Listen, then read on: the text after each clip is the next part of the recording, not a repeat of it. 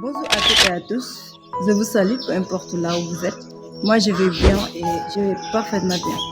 Aujourd'hui, on est là pour vous parler d'un sujet très important.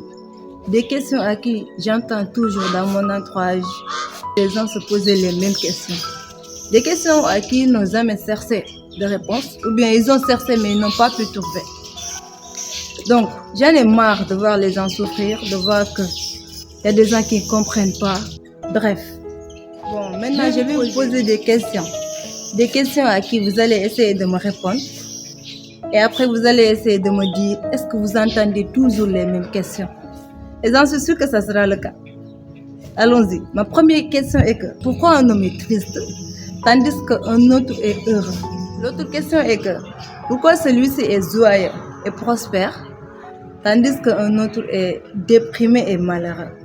Pourquoi cet homme-ci a un foyer luxueux, tandis que cet homme-là a une vie, une existence misérable dans un taudis? Pourquoi tel homme connaît-il un grand réussite et tel autre un échec complet? Pourquoi cet homme est-il craintif et anxieux alors que cet autre est plein de foi et de confiance? Pourquoi une femme est-elle heureuse en ménage alors que sa sœur est perpétuellement insatisfait et frustré? Comment se fait-il que tant de gens pieux endurent des tortures de damnés dans leur esprit et dans leur corps? La liste est longue, vous la connaissez mieux que moi. Mais existe-t-il des réponses à toutes ces questions? Très certainement oui. Il existe bel et bien des réponses. Chacun devrait vivre sa vie comme une aventure et en retirer une grande satisfaction. Vivre ne se résume pas à exister.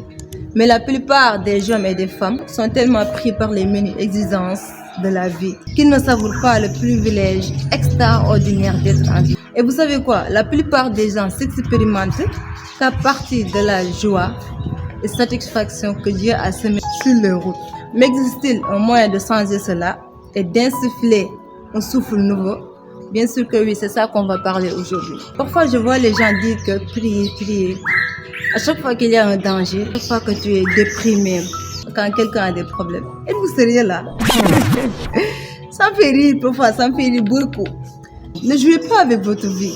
Assurément, la prière est un secours accessible lorsqu'un danger se manifeste. Mais vous n'avez pas à attendre le danger, les difficultés pour prier. Mais moi personnellement, je prendrai jamais, au plus grand jamais, le risque de dire à quelqu'un qui a du mal à penser, à agir raisonnablement, d'aller faire des prières pour se sentir bien ou bien pour se sentir mieux. Et si tu le fais, arrête aujourd'hui parce que tu fais qu'augmenter ces problèmes. Je m'explique. Je vais vous montrer la raison pour laquelle souvent vous obtenez le contraire de ce que vous avez prié, le pire ou même l'augmenter. J'en ai fait l'expérience et je sais que je ne suis pas venue du jour au lendemain avec cette grosse tête, me planter devant mon écran et vous dire n'importe quoi. Arrêtons, c'était juste une blague. Maintenant, on va venir aux choses essentielles. Comme on dit, quand on cherche, on finit toujours par trouver. C'est des choses que j'ai vécues moi-même, des questions que je me suis posées moi-même, des choses que j'ai apprises et appliquées pendant des années, des choses que j'ai entendues. Cause pour laquelle aujourd'hui je suis là devant vous avec toute cette confiance, tout ce désir de vouloir partager ça avec vous. Pour que l'erreur que j'avais fait et que vous faites vous-même ne sera plus faisable. Je dis quoi?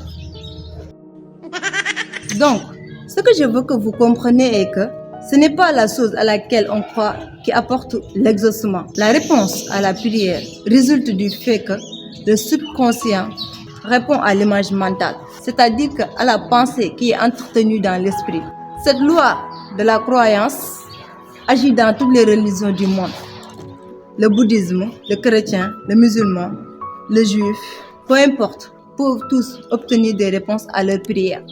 Non pas à cause d'un credo particulier, d'une religion, de rites, de formules, de sacrifices ou d'offrandes, mais uniquement à cause de leur croyance, de leur acceptation mentale, de leur réceptivité face à la prière. La loi de la vie est une loi de croyance. Et la croyance peut se résumer ainsi. C'est la pensée qu'entretienne votre esprit. Je veux que vous méditez sur cette phrase. La loi de la croyance est la pensée qu'entretienne votre esprit. Vous ne savez pas à quel point votre esprit a de la pouvoir. votre subconscient, votre conscience. Mais s'il vous plaît, expliquez-moi comment vous pouvez vous culpabiliser chaque jour, être toujours dans le désespoir, pleurer matin, midi, soir et vouloir attirer de bonnes choses dans ta vie. C'est impossible. Je suis désolée de te dire tout ça, mais il faut qu'on sorte un peu de l'ignorance et qu'on passe aux choses réelles. Est-ce que tu te rends compte de ce que tu fais là? Parce que, comme on dit, on vibre. Nous tous on vibre. On attire des choses à qui on pense, à qui on croit. Il faut que d'abord tu changes ta façon de voir les choses, ta façon de penser, ta façon de faire, ta façon de croire. Je veux que dès aujourd'hui, tu changes tout. Savez-vous que le désir est une prière? Chacun désire la santé, le bonheur, la sécurité, la paix de l'esprit et de l'épanouissement. Mais beaucoup ne parviennent pas à des résultats bien définis. Tout ce que vous avez à faire, c'est de vous unir mentalement et émotionnellement au bien que vous désirez incarner. Les puissances créatrices de votre esprit subconscient, si vous désirez les changements dans votre vie, il faut absolument que vous transformez votre esprit. Votre subconscient est un grand chambre noir. C'est l'endroit où vit, s'élabore, se forme et se transforme. Par conséquent, ce n'est ni votre nom, ni vos manières, ni vos habillements, ni vos parents, vos voisinages ou l'automobile que vous conduisez qui vous définissent. Vous êtes la somme de vos croyances qui s'élaborent image par image dans l'ombre de la lumière au cœur de vos chambres noires souterraines de votre subconscient. D'un point de vue moral, votre subconscient est totalement neutre. En effet, il considère chaque habitude comme étant acceptable, peu importe ce que vous et votre entourage en pensez. Souvent, on pense des choses ou bien on dit des choses, on fait des choses. Et nous ne rendons même pas compte que ces choses reflètent constamment dans notre vie, dans nos pensées et dans nos relations. En réalité, il est rare que quelque chose se manifeste sans que nous n'ayons contribué à le créer d'abord en pensée. Les problèmes que tu as aujourd'hui, la plupart c'est dans ta tête. On dit que nos pensées finissent par créer nos réalités. C'est tout un processus. On dit que fais attention à tes pensées parce que tes pensées peuvent finir par devenir ta parole. Fais attention à tes paroles parce que ça finit par devenir ton comportement. Ton comportement aussi peut devenir ton caractère. Et fais attention à ton caractère parce que ça risque de déterminer ton avenir, ton destin. Tout part de la pensée. Notre esprit est l'ordinateur le plus puissant au monde. Je ne sais pas, est-ce que vous vous rendez compte de ça? Est-ce que vous vous rendez compte de ce que je vous dis là? Notre esprit est l'ordinateur. Je vous dis, l'ordinateur le plus puissant au monde. Avec l'esprit, on peut créer le bonheur. Tout comme avec l'esprit, on peut créer le malheur. On crée la joie, on crée les larmes. On peut tout faire avec l'esprit. Pour arriver à transformer votre vie, je vous dis, il faut absolument arriver à changer votre état d'esprit. En partant de l'intérieur vers l'extérieur. Si vous acceptez le concept de chambre noire et vous arrivez à changer votre vie assez facilement. Parce que pourquoi? Si vous comprenez le concept de chambre noire, vous n'allez plus accepter n'importe quoi, n'importe qui dans votre vie. Cela ne demande pas un effort démesuré. Ça demande juste de remplacer des images ou des habitudes de votre esprit par d'autres. Cette nouvelle compréhension peut marquer le début d'une série de changements qui effectueront aisément. Vous serez peut-être surpris d'apprendre que toutes les croyances et les tendances qui étaient présentes à votre naissance sont encore en vous et qu'elles ont encore le pouvoir de se manifester et de vous influencer.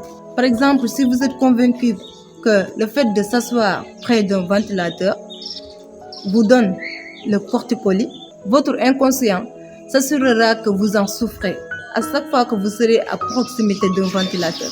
Et ce n'est pas cet appareil, mais bien plutôt votre croyance erronée. Un autre exemple, si vous avez peur d'attraper un rhume parce qu'un collègue renifle, votre peur s'imprégnera dans votre subconscient qui réagit à votre pensée et vous l'attraperez effectivement. Maintenant, je vais vous poser une autre question. Je sais que je vous ai assez posé de questions, mais ça fait partie quand même. D'où croyez-vous provient le pouvoir de guérison? De ce même esprit subconscient. Si vous remplissez votre chambre noire, votre subconscient, à penser positif, en fait, elle se reflète dans la réalité, tu vois. Donc, votre subconscient acceptera les vérités que vous lui proposez, vous accordant la guérison et vous apportant la paix. Si telles sont les pensées que vous accueillez dans votre esprit. Et comme vous avez appris à manger, à nager, à danser ou à jouer au piano, peu importe ce que vous faites, de cette manière, une pensée vous habite sans arrêt. Et après un certain temps, cela devient comme une seconde nature. Ce n'est pas l'essence telle que vous la prenez à la pompe qui fait rouler votre auto. Il faut qu'elle soit à l'état gazeux avant d'être utilisable par le moteur. Le même processus s'applique à votre esprit. Votre esprit doit d'abord se transformer. Le subconscient n'est pas seulement le siège de la guérison, mais également celui de l'abondance. Si vous voulez devenir riche, semez d'abord dans votre subconscient la notion de richesse. Puis vous serez profondément convaincu que, peu importe la situation économique, la bourse, les grèves, vous recevrez tout ce que vous avez besoin et plus encore. Pourquoi? Parce que vous aurez l'imprimé dans votre subconscient, dans votre chambre noire. Vous vous rendez compte maintenant du pouvoir de votre subconscient. Tout ce que vous pensez, tout ce que vous dites, tout ce que vous faites, reflète dans votre vie. Si vous pensez à l'image de la richesse, de l'abondance, c'est ça qui va se manifester dans votre vie. C'est pour cela que parfois on voit des hommes, un homme triste, un homme qui a connu beaucoup de succès et l'autre qui a connu un échec complet. Parce que tu ne peux pas me dire que tu veux être millionnaire ou bien tu veux devenir la bonne personne et qu'à chaque fois tu penses à la personne que tu étais ou bien tu penses aux gens qui ont de mauvais comportements ou bien tu parles toujours d'eux. Comment tu peux changer avec ça? Moi, je ne sais pas.